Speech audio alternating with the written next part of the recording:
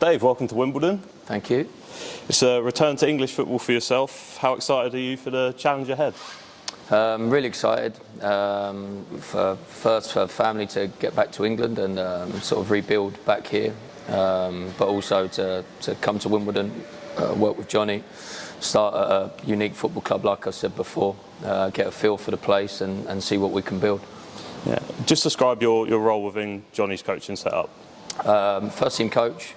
Helping assist him with planning the sessions, him and Terry, working with individuals on a daily basis, taking care of set plays, etc., etc. Yeah. And did you know Johnny and Terry before you joined, or? Yeah, knew of Terry, knew Johnny. So we had a conversation once my contract had finished at AGF, and then things progressed from there.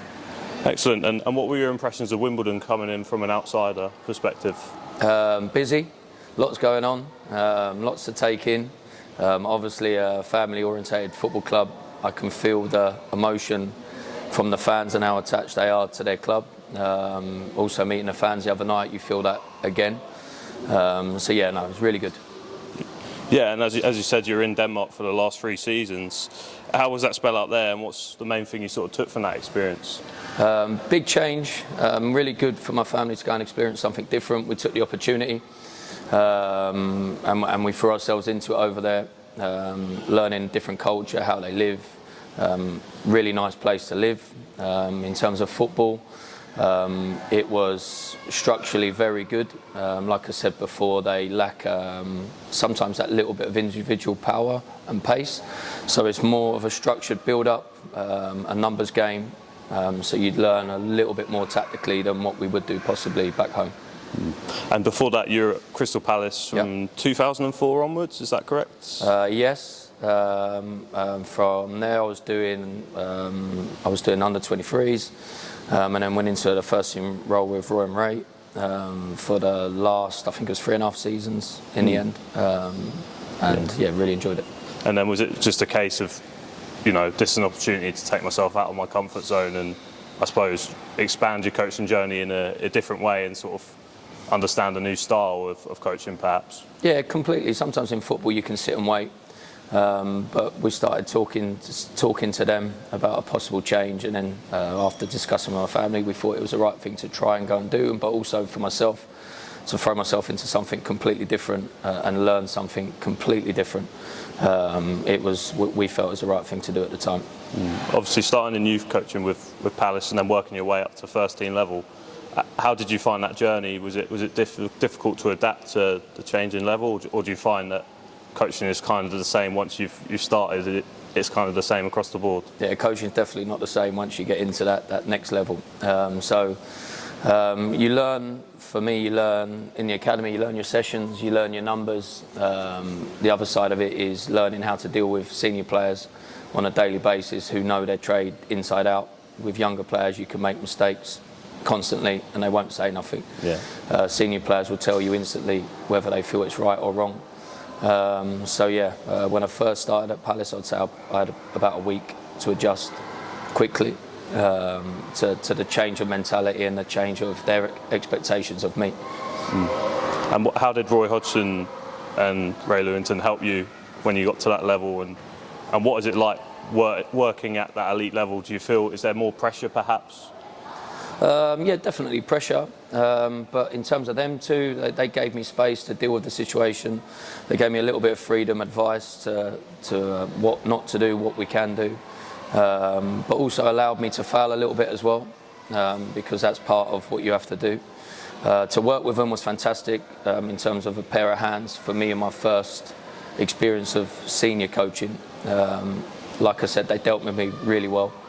And both of them are obviously really experienced in what they do. There was no real spiking in their behaviour. It was just nice and steady and calm. Yeah. And what made you want to get into coaching in the first place? I think there was a moment when I was playing, and it was in a game against, I don't want to name drop, a senior professional who scored a hat-trick in about 15 minutes in a pre-season game. Okay. And my dad was in the car on the way home in the car and asked me if I'd thought about doing anything else. And I'd already started coaching. I kind of realised that I was probably going to be a better coach than I was going to be a player. So I continued to play non-league for the likes of Enfield, Billericay, and then continued then to do my coaching. And then it just took off from there, really. Fantastic. And we've obviously got a mixture of experience and youthfulness in the squad, combined with a clear style of play. How do you feel you can help to influence this team in a positive way?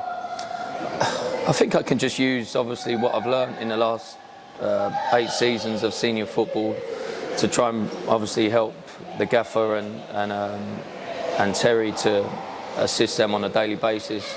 Again, I learned with Ray and Roy to be steady and calm in moments where there's a lot of pressure. But yeah, working with the players on a daily basis, being consistent with them, knowing what they expect from me, I think I can bring that. Yeah. Given your background in youth football, what would you say is like the most challenging aspect of bridging that gap between the young pros coming into the first team environment and getting them to take that next step?